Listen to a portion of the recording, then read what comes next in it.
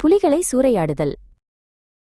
மிக நீண்ட காலத்திற்கு முன்பு வட இந்தியாவில் செழித்து வளர்ந்த அடர்ந்த காடுகளில் ஏராளமான மனிதர்களை உண்ணும் புலிகள் இருந்தன. அவை எப்படி மனிதர்களை உண்ணும் புலிகளாக மாறின என்பது யாருக்கும் தெரியாது. கிட்டத்தட்ட ஒவ்வொரு நாளும் புலிகள் ஏதோ ஒரு துரதிருஷ்டவசமான ஆண் அல்லது பெண் மீது பாய்ந்து அவர்களின் உடல்களை விழுங்கிய பிறகு பாதிக்கப்பட்டவர்கள் வைத்திருந்த நகைகள் மற்றும் பணத்தை சேகரித்து அவற்றின் எப்போதும் வளர்ந்து வரும் புதையல் குவியலை அதிகரிக்க எடுத்துச் செல்லும். இப்போது அருகில் உள்ள ஒரு கிராமத்தில் ஒரு முடிதிருத்துபவர் இருந்தார். அவர் புலிகளின் புதையலில் எப்படியாவது தன் கைகளை போட்டுவிட வேண்டும் என்று கனவு கண்டு சதித்திட்டங்களை வகுத்தார். அப்போது அவர் எளிதாகவும் ஆடம்பரமாகவும் வாழ முடியும். அதிகாலையில் அவர் காட்டிற்குள் சென்றால் புலிகள் தூங்கிக் கொண்டிருப்பதை காணலாம் என்று நினைத்தார். அப்போது அவர் அமைதியாக அவற்றின் கழுத்தை அறுத்து அவற்றின் புதையலை எடுத்துக்கொள்ளலாம். அதனால் ஒரு நாள் அதிகாலையில் முடிதிருத்துபவர் தனது சவரக்கத்திகளை நன்றாக கூர்மைப்படுத்திக் கொண்டு காட்டிற்குள் புறப்பட்டார். அவர் வெகுதூரம் செல்லவில்லை. அப்போது திடீரென்று ஒரு பிரம்மாண்டமான புலி அவரை எதிர்கொண்டது. விரைவாக தன் புத்தியை சேகரித்துக் கொண்ட முடிதிருத்துபவர் சாந்தமான குரலில் புலியிடம் பேசினார். எனக்கு பயப்படாதே, நான் உன் நண்பன். எனக்கு தேவையெல்லாம் உன் மீசையை மழிப்பதுதான். ஏனென்றால் ராஜா தனது நோய்வாய்ப்பட்ட மகளுக்கு மருந்து தயாரிக்க அது தேவைப்படுகிறது. அந்த கோரிக்கையை பார்த்து புலி குழப்பமடைந்தது. இப்போது தைரியம் நிறைந்த முடிதிருத்துபவர் தனது சவரக்கத்திகளில் ஒன்றை வெளியே எடுத்தார். நான் உன் மீசையை மழிக்க அனுமதித்தால் ராஜா எனக்கு ஒரு பெரிய வெகுமதி தருவார். அதிலிருந்து நான் உனக்கு ஒரு பை நிறைய இனிப்புகளை வாங்கித் தருவேன். இன்னும் குழப்பத்திலிருந்த புலி தனது வலிமைமிக்க தலையை அசைத்தது. நீ கேட்பது முடியாத காரியம். ஒரு புலி தனது மீசையை இழந்தது அவமானமாக கருதப்படுகிறது. மரணம் கூட இதைவிட மேலானது. ஆனால் நான் உனக்கு என்ன செய்வேன் என்று சொல்கிறேன். என் மீசையை விட்டுவிடு. ராஜா வாக்குறுதி அளித்த வெகுமதி எவ்வளவு இருந்தாலும் அதை நான் உனக்கு கொடுத்து விடுகிறேன். அப்படியானால் நான் வேறு ஒரு புலியை மழிக்க வேண்டியிருக்கும் என்று முடிதிருத்துபவர் கூறினார். இப்போது ராஜா எனக்கு 100 தங்கக் காசுகள் தருவதாக வாக்குறுதி அளித்தார். நான் உன்னிடம் அதற்கு குறைவாக எடுக்க மாட்டேன். புலி வாதிடாமல் முடிதிருத்துபவரை தனது குகைக்கு அழைத்துச் சென்றது. மேலும் குகையின் பின்புறத்தில் குவிக்கப்பட்டிருந்த தங்கம் மற்றும் நகைகளின் பெரிய குவியலிலிருந்து 100 தங்கக் காசுகளை எடுத்துக்கொள்ளச் சொன்னது.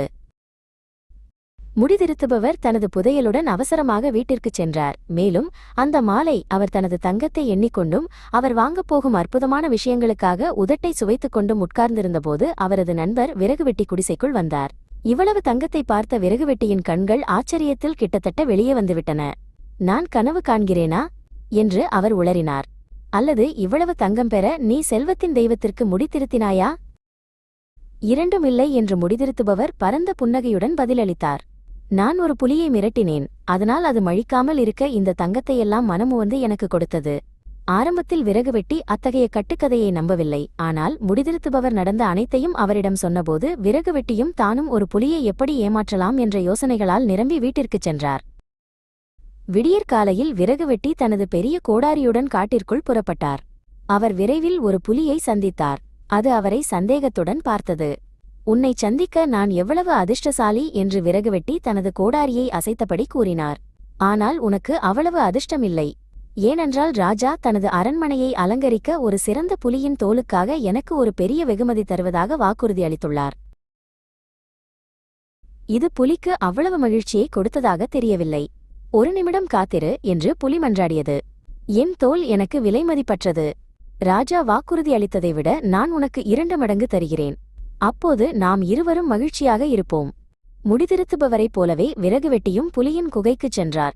மேலும் ஆரவாரத்துடன் ஒரு பெரிய தங்கக் காசுகளின் குவியலை வீட்டிற்கு எடுத்துச் சென்றார். அந்த மாலை விறகுவெட்டியும் முடிதிருத்துபவரும் தாங்கள் எவ்வளவு எளிதாக இவ்வளவு செல்வத்தை பெற்றோம் என்று ஒருவருக்கொருவர் பெருமையாக பேசிக்கொண்டு மணிநேரம் செலவிட்டனர். அப்போது முடிதிருத்துபவருக்கு ஒரு பிரில்லியன்ட் ஐடியா தோன்றியது. நாம் வெளிப்படையாகவே புத்திசாலிகள் என்று அவர் கூறினார். எனவே நாம் இருவரும் காட்டிற்குள் சென்றால் அனைத்து புலிகளின் புதையலையும் பெறுவதற்கான வழியை நாம் ஒன்றாக கண்டுபிடிக்க முடியும்.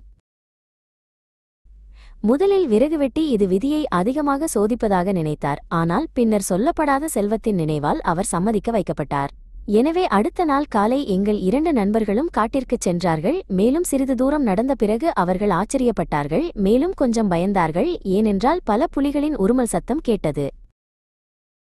அவ்வளவு தைரியசாலிகளாக இல்லாததால் அவர்கள் விரைவாக ஒரு உயரமான மரத்தில் ஏறினார்கள். அவர்களின் உயரமான இடத்திலிருந்து அருகில் உள்ள ஒரு காட்டுச் சமவெளியில் 15க்கும் குறையாத புலிகள் ஒரு வட்டத்தில் அமர்ந்து நடுவில் நிற்கும் ஒரு இளம் புலியை கேட்பதை காண முடிந்தது. கவனமாக கேட்டபோது இளம்புலி தனி கிராமவாசிகளை வேட்டையாடுவதில் நேரம் மற்றும் முயற்சி வீணடிக்கப்படுவதாக உறுதியான வார்த்தைகளில் முணுமுணுப்பதை அவர்கள் புரிந்து கொண்டார்கள். ஏனென்றால் அவர்கள் அனைவரும் சேர்ந்து கிராமத்தின் மீது திடீர் தாக்குதல் நடத்தி அனைத்து குடியிருப்பாளர்களையும் விழுங்கிவிட முடியும். இந்த புலி பேசி முடித்த உடனேயே ஒரு வயதான நரைத்த புலி எழுந்து நின்று தனது பெரிய பாதத்தால் இளம்புலியின் தலையில் ஒரு பலத்த குட்டை கொடுத்தது. அர்த்தமற்ற பேசுவதை நிறுத்து என்று அது கர்ஜித்தது. நாம் கிராமத்தின் மீது இறங்கி அனைத்து மக்களையும் ஒரே அடியில் கொன்றால் அடுத்த வாரம் மற்றும் அதற்கு பிறகு என்ன சாப்பிடுவோம்? கிராமவாசிகளை ஒவ்வொருவராக கொல்வது மிக நல்லது. அப்போது நாம் ஒருபோதும் பட்டினியின் வேதனையை அறிய மாட்டோம். மற்ற புலிகள் அனைத்தும் இந்த ஆலோசனையை ஏற்றுக்கொண்டதாக தோன்றியது. ஏனென்றால் கூட்டம் முடிந்தது மற்றும் பெரும்பாலான புலிகள் எங்கள் நண்பர்கள் ஒளிந்திருந்த மரத்தை நோக்கி கூட்டமாக வந்தன. இவ்வளவு புலிகள் நெருங்கி வருவதைக் கண்டு ஏழை விறகு வெட்டி மிகவும் பயந்து மரத்தின் மீது மேலும் மேலே ஏற முயன்றார். ஆனால் மிகவும் பயந்து வழுக்கி விழுந்தார். மேலும் உடைந்த கிளைகளின் பயங்கர சத்தத்துடன் பூமியை உலுக்கும் சத்தத்துடன் தரையில் விழுந்தார். சூழ்நிலையை பயன்படுத்திக் கொள்ள விரைந்து முடிதிருத்துபவர், அனைத்தையும் பிடி சகோதரா, ஒன்றையும் தப்பவிடாதே என்று கத்தினார். உடையும் கிளைகளின் சத்தத்தாலும் முடிதிருத்துபவரின் கூச்சலினாலும் திடுக்கிட்ட புலிகள் அனைத்து திசைகளிலும் ஓடின. புலிகள் விலகிச் சென்றதால் எங்கள் 2 நண்பர்களும் விரைவில் புலிகளின் குகைகளை கண்டுபிடித்தனர். அவர்களால் சுமக்க முடிந்த அனைத்து புதையல்களையும் விரைவாக மூட்டைகளாக கட்டி அவர்களின் கால்கள் எவ்வளவு வேகமாக எடுத்துச் செல்ல முடியுமோ அவ்வளவு வேகமாக வீட்டிற்கு புறப்பட்டனர். சொல்ல தேவையில்லை, விறகுவெட்டியும் முடிதிருத்துபவரும் இப்போது கவலையின்றி செல்வந்தர்களாக இருந்தனர். அவர்கள் இனி வேலை செய்ய வேண்டியதில்லை. ஆனால் ராஜாக்களைப் போல வாழ்ந்து மேலும் புலிகளுக்கு மத்தியில் தாங்கள் செய்த வீரம் நிறைந்த சாகசங்களைப் பற்றி கேட்க விரும்பிய அனைவரிடமும் பெருமை பேசிக் கொள்வதை ரசித்தனர். புத்திசாலித்தனம் செல்வத்தை கொண்டு வரலாம், ஆனால் பேராசை ஆபத்தை அழைக்கும். உண்மையான ஞானம் வஞ்சகத்திலோ அல்லது பெருமையிலோ இல்லை, ஆனால் அதிர்ஷ்டம் போதுமானதை கொடுத்தபோது அறிவதில்தான் உள்ளது.